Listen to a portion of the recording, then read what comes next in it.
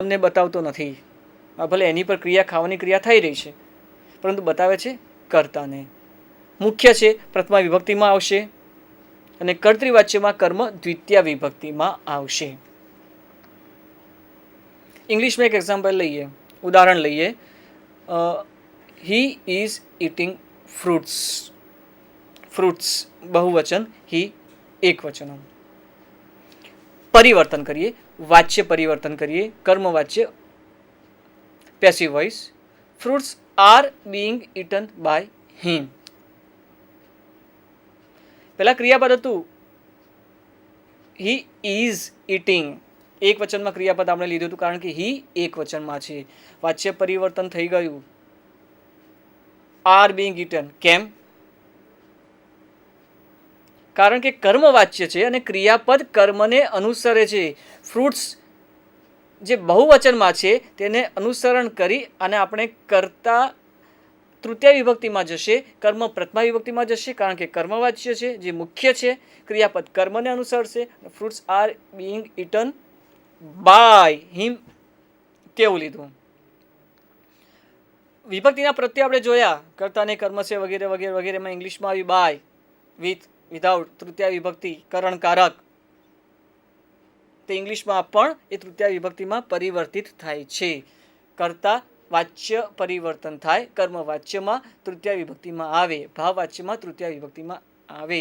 English ભાષામાં પણ અન્ય ભાષાઓમાં પણ આ જ રીતે તંત્ર ગોઠવાયેલું છે. ભાવવાચ્ય અકર્મક જ્યારે ક્રિયા હોય ત્યારે ભાવ વાચ્ય કહેવાય. કર્મવાચ્ય તમારે આપણે કીધું કે કર્તા તૃતીય વિભક્તિમાં આવે, જે કર્મ છે તે પ્રથમા વિભક્તિમાં આવે, કર્તા તૃતીય વિભક્તિમાં આવે, કર્મ પ્રથમા વિભક્તિમાં જ આવે અને ક્રિયાપદ કર્મને અનુસરે. પણ અહીંયા તો કર્મ જ નથી, ભાવવાચ્યમાં ઓબ્જેક્ટ જ નથી, તો ક્રિયાપદ બને શેના પરથી? અન્ય પુરુષ એક વચન. અન્ય પુરુષ એક વચનનો પ્રયોગ કરવામાં આવે છે જ્યારે વાક્યમાં કર્તા ના હોય, કર્તાનો ઉપયોગ ના કરેલો હોય, અથવા વાક્યની જે ક્રિયા છે, ધાતુ છે, તે અકર્મક હોય.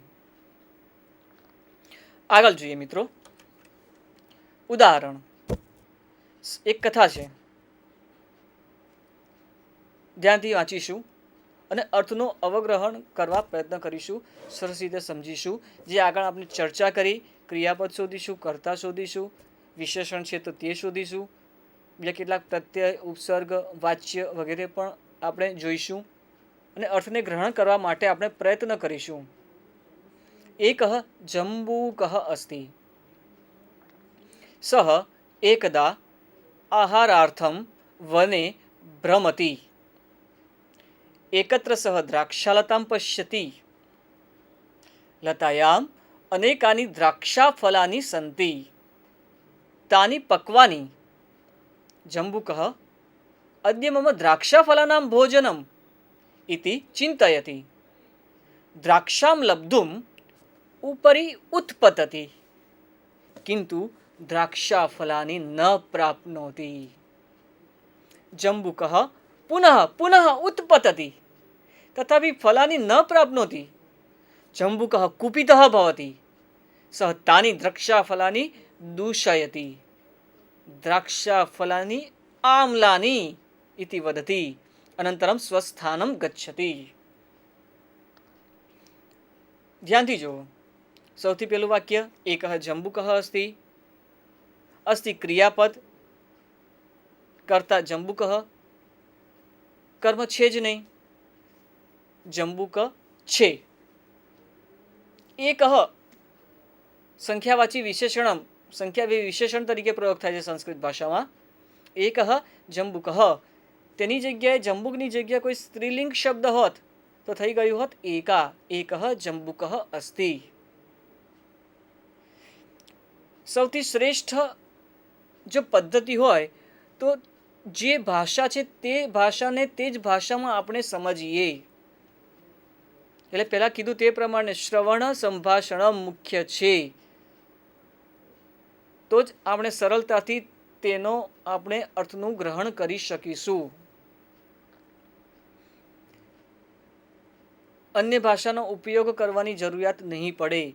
શ્રવણ સંભાષણ, જે છાત્ર જ્યારે વાંચતો હોય તો બોલીને વાંચે, જેના કારણે શ્રવણ સંસ્કાર પણ આવતા રહે. સહ એકદા આહારાર્થમ વને ભ્રમતી, થોડી વાર પહેલા જ કીધું હતું આહારાર્થમ. ચતુર્થી વિભક્તિ માટે તુમ પ્રત્યયનો પણ પ્રયોગ થાય છે. બીજો પણ પ્રત્યય પ્રયોગ પણ છે. અર્થ શબ્દનો પ્રયોગ કરીને ચતુર્થી વિભક્તિના વિકલ્પ આપણે કરી શકીએ છીએ. આહાર માટે, આહારાય ચતુર્થી વિભક્તિ. સહ એકદા અવ્યય છે, એકદા વંશ એકવાર. સહ એકદા આહારાર્થમ વને ભ્રમતી. વન શબ્દ સ્થાન બતાવે છે, સપ્તમી વિભક્તિ છે. ક્રિયા વર્તમાન કાળની ક્રિયા છે. ભ્રમણમ ફરવું, એકત્ર અવ્યય. સહ દ્રાક્ષાલતામ પશ્યતિ. સહ સ્પષ્ટ છે, કોઈ એક વ્યક્તિ છે જે વક્તા નથી, શ્રોતા નથી અને પુલ્લિંગમાં છે. આગળ તે દૂર છે. એક શબ્દ આ ચાર વસ્તુઓ તો કહે છે જ. સહ પશ્યતિ, કિમ પશ્યતિ? દ્રાક્ષાલતામ. સમાસનો પણ પ્રયોગ સમજવો પડશે. દ્રાક્ષની લતા,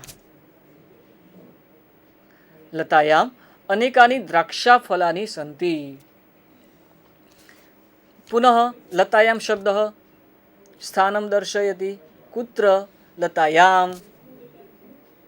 લતા પર અનેકાની દ્રાક્ષા ફલાની, ઘણી બધી દ્રાક્ષના ફળ સંતિ છે. દ્રાક્ષા ફલાની બહુવચન, સંતિ બહુવચન. અનેકાની વિશેષણમ. કસ્ય વિશેષણમ? દ્રાક્ષાફલાની ઇતિ શબ્દસ્ય. દ્રાક્ષાફલાની કિમ अस्ति? नपुंसकलिंग बहुवचनम. अतः विशेषणम अनेक शब्द तस्यपि नपुंसकलिंगम अनेकम, तस्य बहुवचनम अनेकानि. બીજો કોઈ શબ્દ હોય, પુલ્લિંગ શબ્દ હોય તો અનેકે. બાલકાહા, બાલિકાહા હોત તો અનેકાહા બાલિકાહા. તાની પક્વાની, બરાબર પાકી ગયા છે. પક્વ ત પ્રત્યય લાગ્યો છે, તે પાકી ગયા છે. તાની પક્વાની વિશેષણ તરીકે ત પ્રત્યયનો અહીંયા પ્રયોગ કરવામાં આવ્યો છે. જંબુકઃ અદ્ય મમ દ્રાક્ષાફલાનાં ભોજનમ ઇતિ ચિંતયતિ. અવતરણ ચિહ્નમાં વાક્ય આવેલું છે, સંવાદને બતાવે છે. ઇતિ વાક્યને પૂર્ણ કરે છે અને આ જે વાક્યની જે ક્રિયા છે તે વિચારે છે. ચિંતતી શબ્દ દ્વારા બતાવે છે. આ રીતે આપણે તેનો અર્થનું અવગ્રહણ કરીશું. બીજું ઉદાહરણ લઈએ. અવગમનમ સમજીએ, પડકર સમજે. ઇયમ અધ્યયનમ ઇચ્છતિ. સા અંબામ સ્મરતિ. તાહ શ્લોકમ વદંતિ. એષઃ ચાકલેહમ ખાદતિ. એ જ પ્રમાણે સૌથી પહેલા ક્રિયા ઇચ્છતિ, પ્રત્યય તિ, અન્ય પુરુષ એક વચન. જે ક્રિયા કરી રહ્યું છે તે વક્તા નથી, શ્રોતાથી અન્ય છે. શું છે? ખબર પડે. ઇયમ, ઇયમ એ સર્વનામ છે. નામની જગ્યાએ વપરાતું પદ સર્વનામ, એ પણ સ્ત્રીલિંગ છે. ઇયમ સ્ત્રીલિંગને બતાવે છે. ઇયમ પુલ્લિંગમાં અયમ, સ્ત્રીલિંગે ઇયમ, નપુંસકલિંગે ઇદમ. એક સ્ત્રીલિંગ પદ ઇચ્છતિ ચાહે છે. અધ્યયનમ, શી વન્ટ્સ લર્નિંગ, તે અધ્યયન ચાહે છે.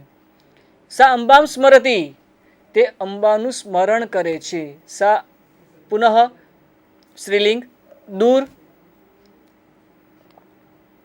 બાલિકા પુષ્પમ જીઘ્રતિ. ભક્તઃ ઈશ્વરમ ધ્યાયતિ. મહિલાः ભોજનમ પચંતિ. ભવાન ગ્રંથમ પઠતિ. ભવત્યઃ વસ્ત્રમ યચ્છન્તિ. કેટલાક વિશેષ ઉપયોગ પણ ધ્યાનથી આપણે સમજવા પડશે. ભવાન ગ્રંથમ પઠતિ, તી આવેલો છે અને કર્તા છે ભવાન. તી ક્રિયાપદમાં તી પ્રત્યે દેખીને જ ખ્યાલ આવે કે તે અન્ય પુરુષનું ઉદાહરણ હશે. એટલે અન્ય પુરુષ માટે વપરાયું હશે, પરંતુ આ વિશેષ ઉપયોગ છે ભવાન અને ભવતી, એનો અર્થ થાય છે તમે, આપ, યુ. તો તેની સાથે તો જે ક્રિયાપદ લાગે છે તેમાં મધ્યમ પુરુષ સેકન્ડ પર્સનના પ્રત્યયો લાગવા જોઈએ.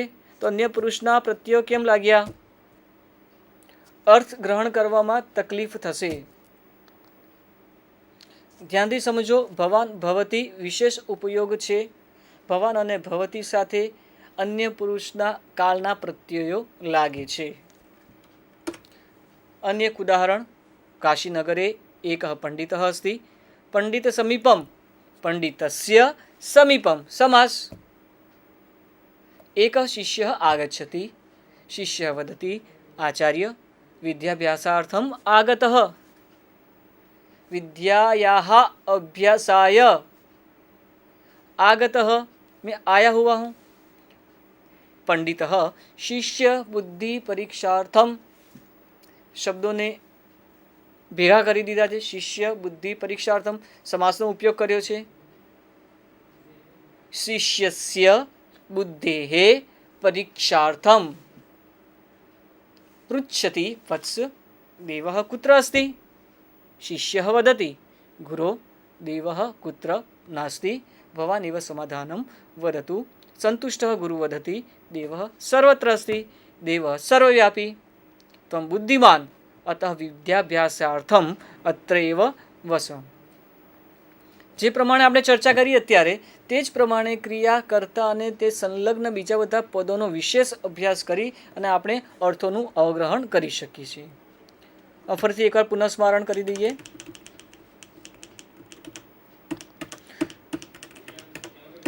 ભાષા સંસ્કૃત અર્થાવબોધ, ધ્વનિ સંકૃતિની એક વિશિષ્ટ ભાષા છે, વિચારોની અભિવ્યક્તિ છે.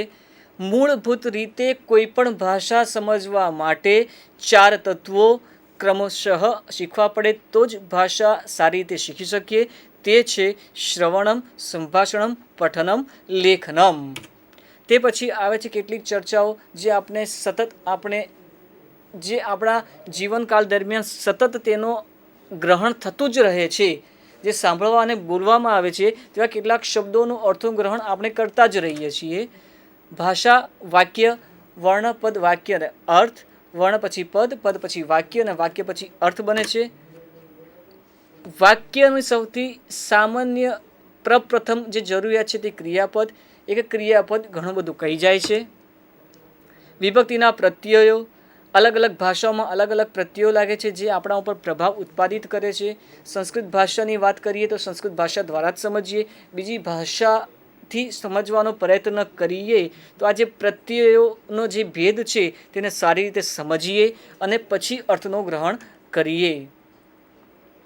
કર્તા કર્મ ક્રિયાપદ સિવાય જે ઉપસર્ગ, પ્રત્યય, વિશેષણ, કૃદંત, અવ્યય, વાચ્ય, કર્તરી, કર્મણી, અવ્યય, આ બધા વિશેષ જે બંધારણ છે, વ્યાકરણની દ્રષ્ટિએ જે બંધારણ દ્વારા જે વાક્ય રચાય છે તેનો પણ વિશેષ અભ્યાસ કરીએ અને પછી સમગ્ર રીતે આપણે તેનું મૂલ્યાંકન કરીએ, સમજીએ.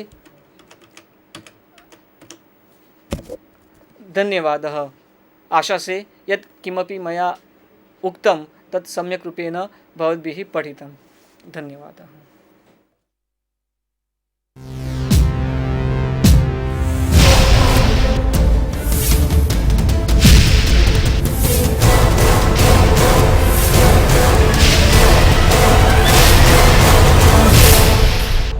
Sandhan,